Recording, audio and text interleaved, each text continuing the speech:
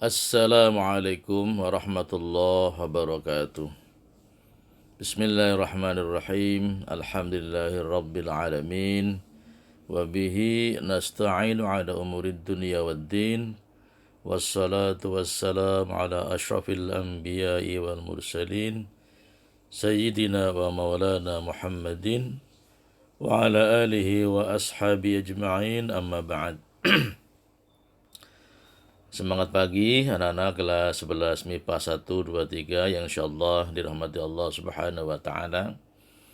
Alhamdulillah pada hari ini kita bisa bertemu kembali di PJJ Akidah Akhlak ya, kelas kalian, di mana sebelumnya sudah kita sama-sama pelajari, kita simak, kita bahas tentang kondisi alam barzah ya, dan juga husnul khotimah.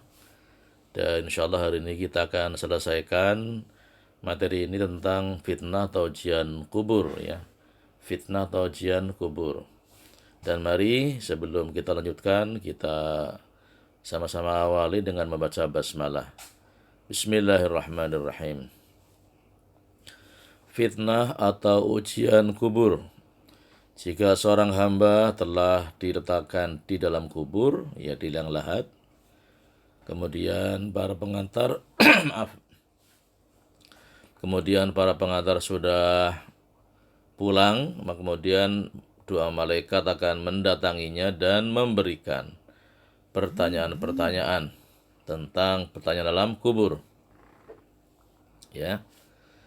Inilah yang dimaksud dengan fitnah atau ujian kubur, sehingga kemudian ada hadis sahih dari riwayat Imam Ahmad ya, dari sahabat Al-Barra bin Azib radhiyallahu an, di mana baginda Rasulullah sallallahu alaihi wasallam bersabda yang artinya kemudian ya dua malaikat mendatangi ya dan mendudukkannya, lalu keduanya bertanya ya, siapakah Rabbmu, man Rabbuka? Kemudian dia si mayit menjawab, Rabbku adalah Allah.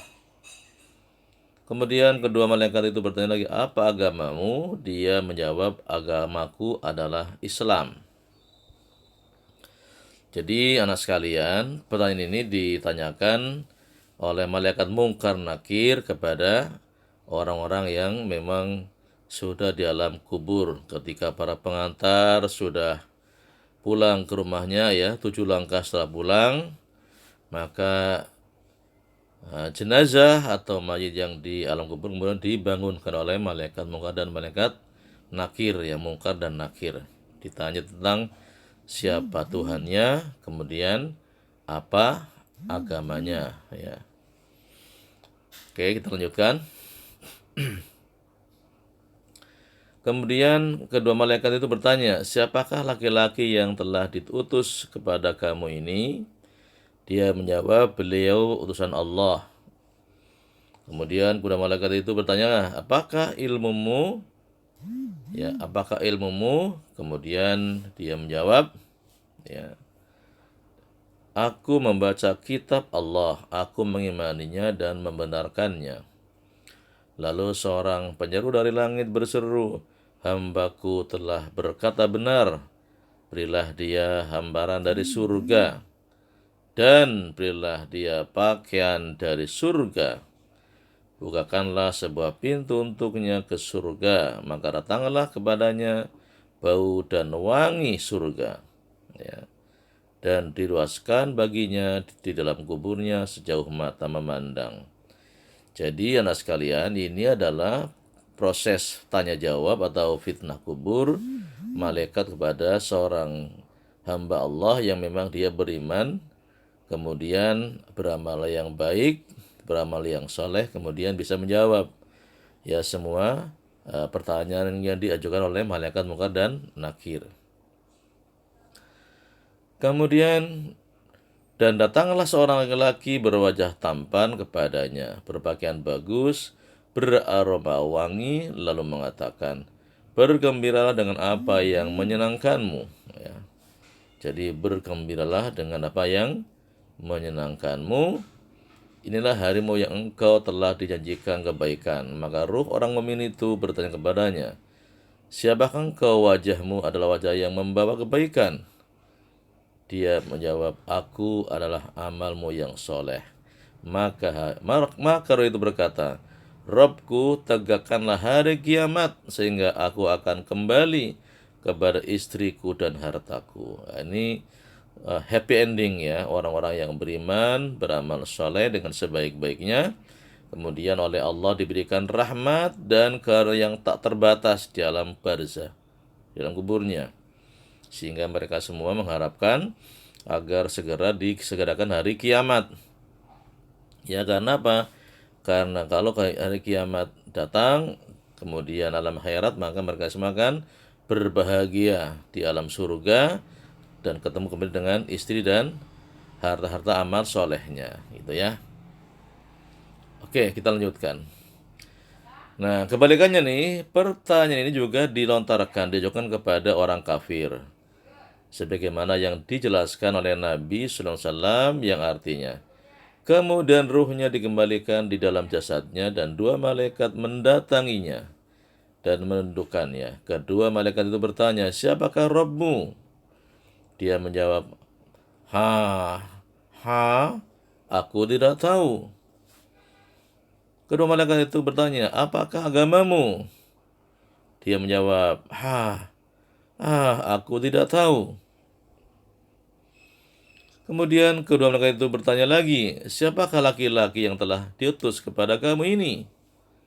Dia menjawab, aku tidak tahu. Lalu penyeru dari langit berseru, hambaku telah berkata dusta. Berilah dia hamparan dari neraka dan bukakanlah sebuah pintu untuknya ke neraka. Maka panas neraka dan asapnya datang mendatanginya, dan kuburnya disempitkan sehingga tulang-tulang rusuknya berhimpitan. Dan datanglah seorang laki-laki berwajah buruk kepadanya, berpakaian buruk, beraroma busuk, lalu mengatakan, terimalah kabar yang menyusahkanmu. Inilah harimu yang telah dijanjikan keburukan kepadamu. Maka ruh orang kafir itu bertanya kepadanya, siapakah engkau? Wajahmu adalah wajah yang membawa keburukan. Dia menjawab, aku adalah amalmu yang buruk. Maka ruh itu berkata, Rabbku, janganlah engkau tegakkan hari kiamat. Naudzubillah. Jadi sekalian, ini adalah pertanyaan malaikat Munkar Nakir kepada orang-orang yang kafir, orang-orang yang zalim, di mana mereka tidak bisa menjawab, tidak bisa menjawab pertanyaan dalam kubur. Sehingga kemudian mereka semua diperlihatkan bagaimana nanti siksaan di neraka setelah kiamat, sehingga mereka semua tidak menginginkan segera kiamat, gitu ya. Jadi kebalikannya, kalau orang-orang yang beriman, yang beramal soleh, mereka begitu ditampakkan setelah menjawab pertanyaan dengan baik alam pertanyaan kubur, kemudian mereka minta disegerakan kiamat. Kebalikannya, orang kafir minta diundurkan hari kiamat. Ini orang-orang kafir ya. Jadi kebalikan dari orang-orang mukmin yang beramal soleh. Kita lanjutkan, nikmat kubur dan siksa kubur.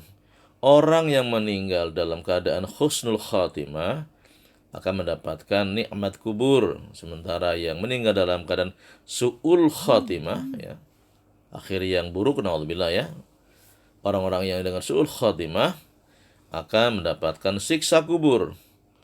Penjelasannya tentang adanya nikmat kubur adalah dalam surah Al-Imran ayat 169. Janganlah kamu mengira bahwa orang-orang yang gugur di jalan Allah itu mati, bahkan mereka itu hidup di sisi Tuhannya dengan mendapatkan rezeki. Ini surah Al-Imran ayat 169 ya, yang menjelaskan tentang nikmat kubur bagi orang-orang yang gugur, yang jihad fisabilillah. Oke, karena sekalian, barzah tidak hanya bagi para nabi, rasul, syuhada, dan orang mukmin saja, tapi juga disediakan untuk para kafir ya, yang membangkang seperti Fir'aun dan para pengikutnya. Allah Subhanahu wa taala berfirman dalam surah Al-Mu'min ayat 45-46. Maka Allah memeliharanya dari kejahatan tipu daya mereka. Dan Fir'aun beserta kaumnya dikepung oleh azab yang amat buruk. Kepada mereka dinampakkan neraka pada pagi dan petang. Dan pada pagi hari terjadinya kiamat, dikatakan kepada malaikat, ya, masukkanlah Fir'aun dan kaumnya ke dalam azab yang sangat keras. Ya. Jadi ini poinnya adalah alam barzah, alam kubur itu memang berlaku ya. Alam kubur itu berlaku berlaku untuk semua hamba Allah, baik yang beriman maupun yang tidak beriman. Di sini dicontohkan adalah Fir'aun la'natullah, seorang raja yang sangat zalim, yang sangat sombong, yang ngaku sebagai Tuhan, ya, di zaman Nabi Musa ini ya. Kemudian Allah hinakan dengan penjelasan di surah Al-Mu'min ayat 45-46 bahwa mereka nanti akan dimasukkan ke dalam azab yang sangat keras. Na'udzubillah, summa na'udzubillah. Ayat di atas dengan jelas yang menginformasikan tentang adanya nikmat kubur yang diterima oleh para nabi, rasul, kemudian orang-orang yang beriman, ataupun juga siksaan yang akan ditimpakan, ya. Azab siksaan yang akan ditimpakan kepada orang-orang yang tidak beriman, yang hidupnya dipenuhi dengan kemaksiatan dan kekufuran, ya. Di alam barzah manusia akan mendapatkan pertanyaan kubur, kesenangan atau kesulitan sesuai dengan derajat keimanannya. Alam barzah merupakan tempat penyucian bagi orang-orang yang beriman untuk meringankan perhitungan mereka di akhirat, atau tasfiyah, ya. Ya, tasfiyah. Jadi di sini tasfiyah adalah pakai shad ya, tasfiyah, penyucian. Penyucian buat orang-orang yang beriman, ya, di alam barzah ini untuk nanti meringankan yaumul hisab, ya. Meringankan di hari perhitungan amal. Artinya kalau orang-orang yang beriman beramal saleh dengan baik, kemudian bisa menjawab pertanyaan alam kubur, nanti akan diringankan, dimudahkan ketika datang hari kiamat di yaumul hisab, gitu ya. Oke. Kita lanjut sekalian, kondisi manusia di alam barzah ada 3 kelompok. Saya ulang lagi nih. Kondisi manusia di alam barzah, di alam kubur ada 3 kelompok manusia. Yang pertama A, kelompok orang yang mendapatkan nikmat dan kebahagiaan. Siapa itu? Yaitu kelompok orang-orang yang beriman dan meninggal dalam keadaan husnul khatimah, akhir hidup yang baik. Dan orang-orang yang mendapatkan pengampunan dari Allah Subhanahu wa taala. Inilah karunia, ya, rahmat karunia bagi orang-orang yang beriman dan beramal saleh. Ya, sebagaimana tadi di surah Ali Imran ayat 169, ya. Janganlah kamu kira orang-orang yang terbunuh di jalan Allah itu mati, tapi sesungguhnya mereka hidup di sisi Tuhan mereka dan mendapatkan rizki, ya. Jadi ini jaminan Allah dalam surah 3 adalah Ali Imran ayat 169 bagi orang yang beriman, beramal saleh, orang yang jihad fi sabilillah. Nanti kalau kalian bersempat untuk umrah atau haji, nanti di Gunung Uhud, ya, di sebelah Gunung Uhud ada lapangan luas merupakan makam para syuhada perang Uhud, ya. Di sana ada makam Hamzah, ya, pamannya Nabi yang syuhada, yang syahid, yang dibunuh oleh orang kafir kita perang Uhud. Jadi mereka semua termasuk orang-orang yang dimuliakan oleh Allah Subhanahu wa taala. Meskipun secara zahir dia mati, tapi secara batin mereka adalah hidup dan mendapatkan rizki serta karunia dari Allah Subhanahu wa taala. Oke. Ini kelompok pertama. Yang kedua kelompok orang-orang yang mendapatkan siksaan dan kesengsaraan. Inilah siksa bagi orang-orang kafir, orang-orang yang durhaka, berdosa, zalim, para tiran ya, para penguasa yang para penguasa yang zalim, yang otoriter ya dan semacamnya. Sebagaimana di surah Al-Mu'min ayat 46 ya di sini ya, kepada mereka ditayangkan neraka bagi pagi dan petang, dan pada saat datangnya hari kiamat ia berkata, masukkan keluarga Fir'aun dalam siksaan yang paling berat ya. Ini bukti di surah Al-Mu'min ayat 46 ya, kelompok kedua adalah kelompok manusia yang disiksa oleh Allah Subhanahu wa taala, siksaan, kesengsaraan di alam barzah sampai nanti datangnya hari kiamat. Naudzubillah min dzalik ya. Makanya kalian ya, kita semua ya harus menjauhkan diri ya dari kekafiran, dari kedurhakaan ya, dari kezaliman ya. Ini harus kita hindari supaya nanti kita semua tidak sampai mengalami seperti Fir'aun la'natullah. Na'udzubillah. Yang ketiga atau yang kecil adalah kelompok orang-orang yang dibiarkan saja tanpa kenikmatan dan tanpa siksaan. Siapa itu? Mereka seperti tertidur saja ya, dan tersentak ketika hari kiamat tiba. Ini adalah kondisi orang-orang yang melakukan dosa dan maksiat di dunia, tapi tidak sebesar dosa dan maksiat yang dilakukan oleh kelompok kedua. Dan pada hari terjadinya kiamat, bersumpahlah orang-orang yang berdosa. Jadi di sini anak sekalian, kelompok tiga ya kelompok yang yang imannya antara ya dan enggak ya, yang berbuat dosa, berbuat maksiat ya, tetapi tidak sebesar maksiat dosa di kelompok kedua ya.